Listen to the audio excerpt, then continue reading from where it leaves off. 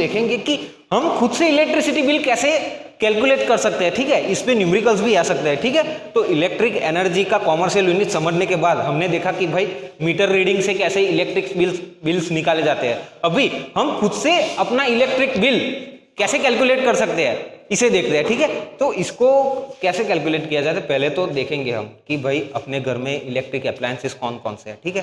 कि भाई अपन ने देखा कि भाई फॉर एग्जाम्पल 3 ट्यूबलाइट है, 3 ट्यूबलाइट है और 4 फैन है, ठीक है। सिंपल वे, बाकी सबको निकाल देते हैं, अभी रखते हैं कि अपने घर में 3 ट्यूबलाइट है और 4 फैन है। तो इससे कैसे इलेक्ट्रिसिटी बिल निकाले, तो पहले हम देखेंगे कि ये सब चीजें पावर कितना कंज्यूम करती है। पहले देखना है पावर कंजप्शन।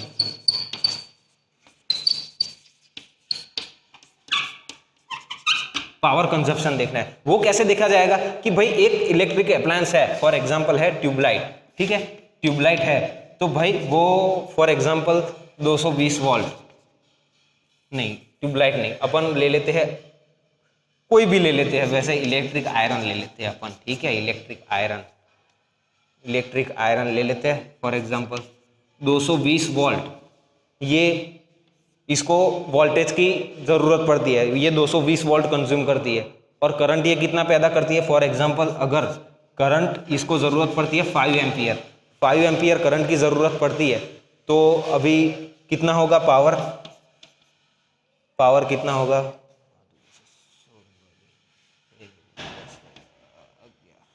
ठीक है। तो 1100 वॉट इसका पावर आ गया, ठीक है।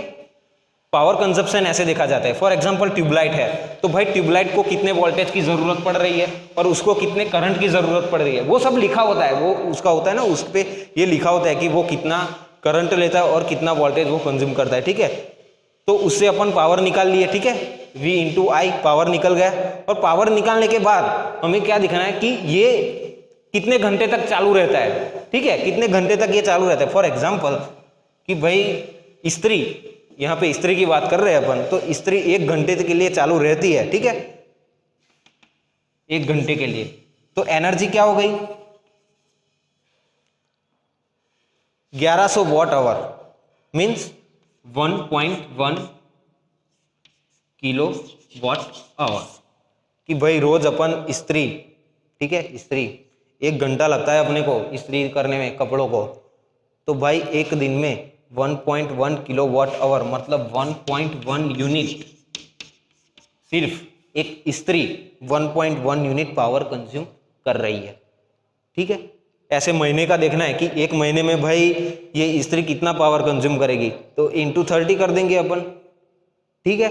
और इस हिसाब से अपन देखेंगे कि भाई एक महीने में X इतने यूनिट यूज हुए हैं, ठीक है, इतने यूनिट यूज हुए हैं, तो इतने यूनिट पे कितने पैसे लगते हैं, ठीक है। इस प्रकार से हम जितनी ट्यूबलाइट्स है, जितने फैंस है, फ्रिज है, टीवी है, इन सब का पहले तो पावर कंजप्शन देखेंगे कि भाई पावर कितना कंज्यूम कर रहे हैं, वोल्टेज और करंट का प्रोडक्ट करके पावर कितना कंज्यूम कर रहे हैं वो देख लेंगे। इसके बाद ये देखेंगे कि मतलब वो कितने घंटे तक हम चला रहे हैं, ठीक है, कितने घंटे तक हम चला रहे हैं, और वो सब चीज़ों की एनर्जी को मिला के देखेंगे कि भाई एक दिन में इतनी एनर्जी यूज हो रही है, तो भाई 30 दिन में कितनी होगी।